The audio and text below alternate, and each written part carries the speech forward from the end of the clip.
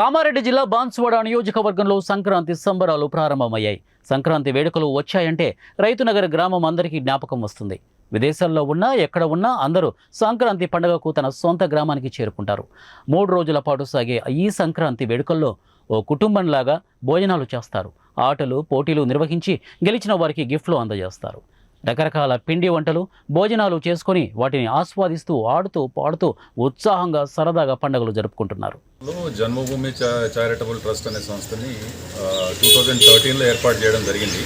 దాని ప్రధాన ఉద్దేశం ఏంటంటే విలేజ్కి సంబంధించినటువంటి వెల్ఫేర్ యాక్టివిటీస్ కానీ లేకపోతే వేరియస్ మెజర్స్ వెల్బీయింగ్ యాక్టివిటీస్ కానీ తర్వాత ఈ పిల్లలకు సంబంధించిన యూత్ ప్రోగ్రామ్స్ తర్వాత స్కూల్స్కి సంబంధించిన ఎడ్యుకేషనల్ ఆస్పెక్ట్స్లో టేకప్ చేయడం జరుగుతుంది. దాంట్లో భాగంగా ఏంటంటే మనకి విలేజ్ నుంచి చాలామంది మైగ్రేట్ అయ్యి వేరియస్ ప్రొఫెషన్స్లో different states of the country తర్వాత వేరే కంట్రీస్లో కూడా సెటిల్ అయి ఉంటారు. కాబట్టి వాళ్ళందరూ తిరిగి వచ్చి పండుగల్ని ఇక్కడ వాళ్ళ పెద్దవాళ్ళతోటి మళ్ళీ తర్వాత వాళ్ళ మనవరాళ్ళతోటి తాత అమ్మమ్మలతోటి అందరూ ఒక మంచి వాతావరణంలో జరుపుకోవాలనే ఉద్దేశంతో ప్రతి సంవత్సరం సంక్రాంతి సంబరాల పేరుతో 3 రోజులు మనం ఉత్సవాలు నిర్వహించుకుంటూ ఉంటాం ఇక్కడ.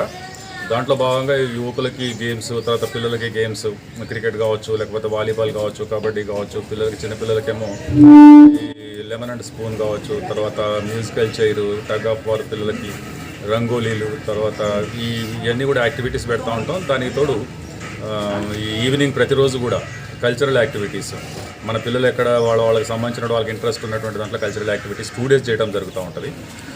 ఇవి కాకుండా మనం 2 రోజుల పాటు ఇక్కడ భోజన కార్యక్రమాలు అందరికీ ఇక్కడ విచ్చేసినటువంటి సుమారుగా మనకి ప్రతి సంవత్సరం 1000 నుంచి 1500 మంది మనకు వేరియస్ ప్లేసెస్లో సెటిల్ అయ్యి వాళ్ళ ప్రొఫెషన్స్లో బిజీగా ఉన్నటువంటి వాళ్ళు ఈ 3 days వాళ్ళ ఫ్యామిలీ మెంబర్స్తో స్పెండ్ చేయడానికి ఇక్కడికి వస్తూ ఉంటారు.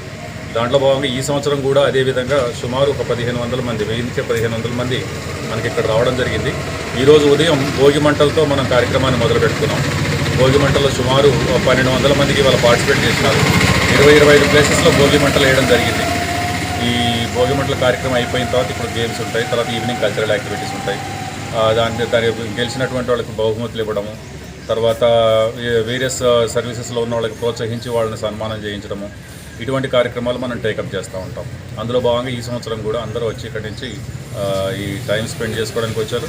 ఆస్ట్రేలియా నుంచి కొంతమంది వచ్చారు, తర్వాత మనకి యూకే నుంచి తర్వాత యూఏఈ నుంచి దుబాయ్ నుంచి ఫ్రెండ్స్ వాళ్ళు ఈ కార్యక్రమంలో స్పెండ్ చేసుకోవడం మాత్రమే మిగతా కార్యక్రమాలు దానికి అనువుగా అరేంజ్ చేసుకొని ఇక్కడ రావడం జరిగింది.